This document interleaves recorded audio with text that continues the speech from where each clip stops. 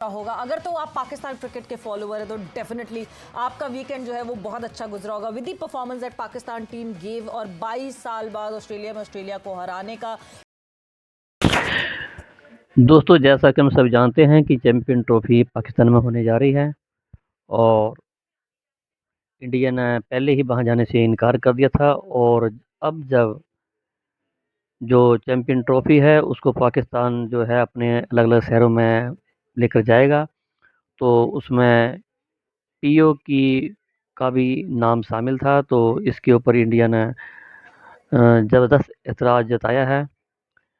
तो अब देखते हैं कि वीडियो में जो पाकिस्तानी मीडिया है वो क्या रिएक्शन दे जो रहा ये जो कहते हैं ना कहर तोड़ा वो पाकिस्तान टीम ने इस वीकेंड पे कर दिखाया। मगर अभी हम खुशियां मना ही रहे थे पाकिस्तान टीम की जीत की ऑस्ट्रेलिया के खिलाफ ऑस्ट्रेलिया में, और एक ऐसी खबर आई जिसने हमारी उस खुशी को मद्धम कर दिया।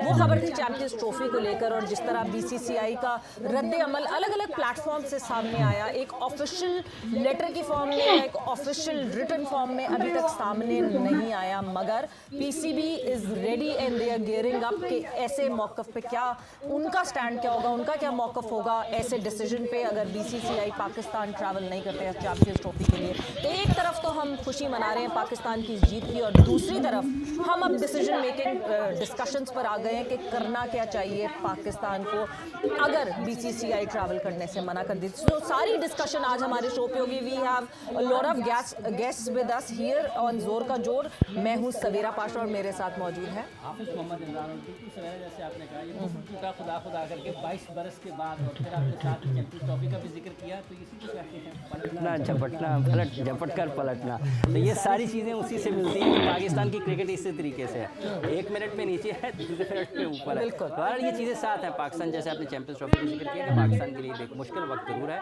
पाकिस्तान किस तरफ जाता है, पाकिस्तान में लोग इस हवाले से क्या बात करते हैं, क्या सोचते हैं, इसके हवाले से हम आज जरूर बात करेंगे। बिल्कुल जी, बिल्कुल ये डिस्कशन हमारी डेफिनेटली होगी। और मेरा ख्याल से वक्त ज़ाया किए बगैर हम डिस्कशन का आगाज़ करते हैं। पाकिस्तान के senior sports journalist Shahid Hashmi साहब हमारे साथ मौजूद हैं। शाहिद साहब, अस्सलाम वालेकुम and welcome to the show.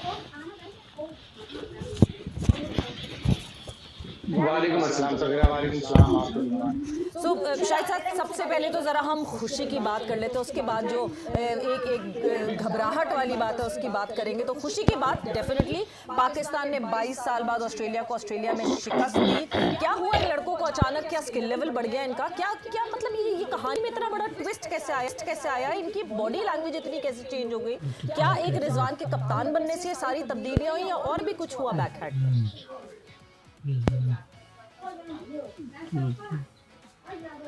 देखिए सवेरा, ये शुरू हुआ मुल्तान में पहले टेस्ट की एक इनिंग्स 47 रन की शिकस्त के बाद नई सिलेक्शन कमेटी आई, उन्होंने बोल्ड डिसीजन लिए, कुछ प्लेयरों को रेस्ट कराया। रजा साहब, तो मैं बात जारी रखूं? जी खालिद साहब। तो मैं अर्ज ये कर रहा था कि ये इसके तलवार नियाम ने रख दी वापस। बहुत मेहरबानी, मैं आपकी अमन पसंदी का कायल हो चुका हूँ।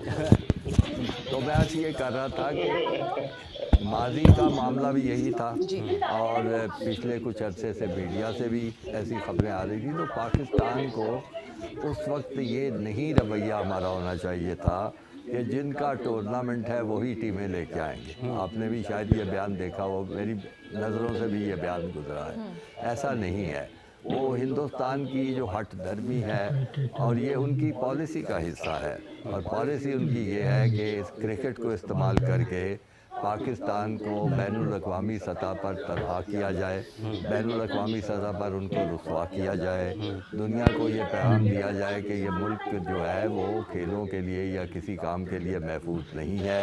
यहाँ पे वो जो है शरपसंदी होती है, धमाके होते हैं। और बदकिस्मती की बात है कि आजकल हमारे मुल्क के एक इलाके में इस तरह की चीज़ें हो भी रही हैं, लेकिन सब मुल्कों में कुछ ना कुछ कभी होता है।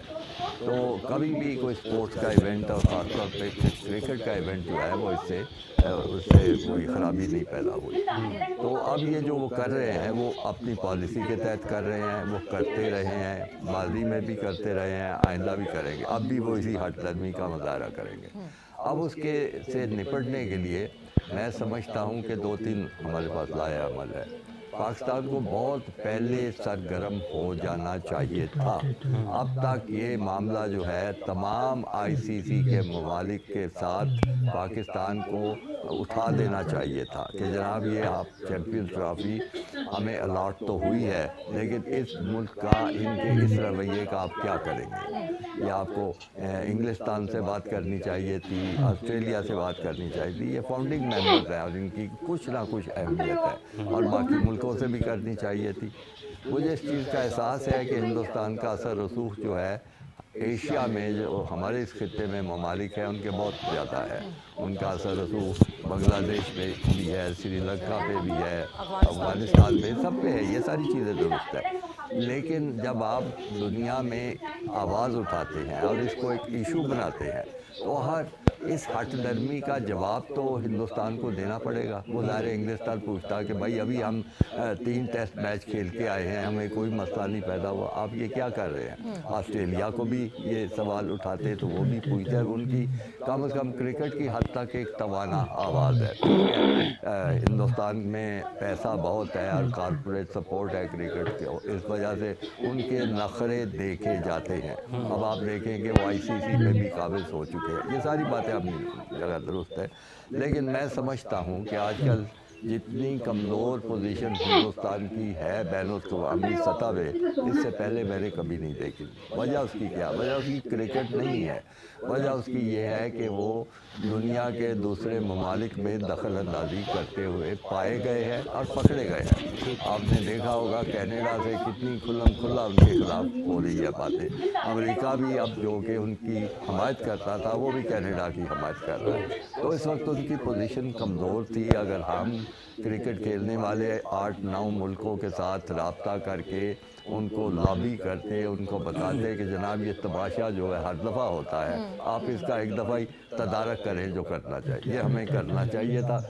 मेरा ख्याल है इसमें हमने सुस्त रवि का मुजाहरा किया, इसमें हमने किसी तरह की कोई कार्रवाई नहीं की। उसके बाद दूसरी अब जो चीज़ें रह जाती हैं, 2 चीज़ें हो सकती हैं। एक तो चीज़ें खालिद साहब, कथा कलामी की माफ़ी, अभी भी यही कहा जा रहा है कि रिटन में जब तक बीसीसीआई नहीं देगा, रिटन में जब तक बीसीसीआई पीसीबी को नहीं ये बताएगा रीजनिंग, तब तक पीसीबी जो है, पीसीबी वाज वेटिंग कि बीसीसीआई की तरफ से ना आए। तो ये तो आ रहा था सोर्सेज ने फलाना कह दिया, सोर्सेज ने ये कह आपने दिया। बिल्कुल दुरुस्त कहा, ये ऐसे ही मैंने भी पढ़ा है, और ये तो हुआ ना करने वाली बात है कि अगर आपने बेअमली का शिकार होना है, आपने हाथ पे हाथ रख के लड़े बैठा रहना है, तो आप इस तरह की बातें करें। लेकिन अगर आपको ये हो अपना दर्द अपनी क्रिकेट का और आप चाहते हो कि कुछ किया जाए, तो आप ये इंतज़ार नहीं करेंगे, आप इसी पे ही शोरो होगा शुरू कर देते, बड़ी हर तरफ भाग दौड़ शुरू कर देते, जो कि नहीं हुई।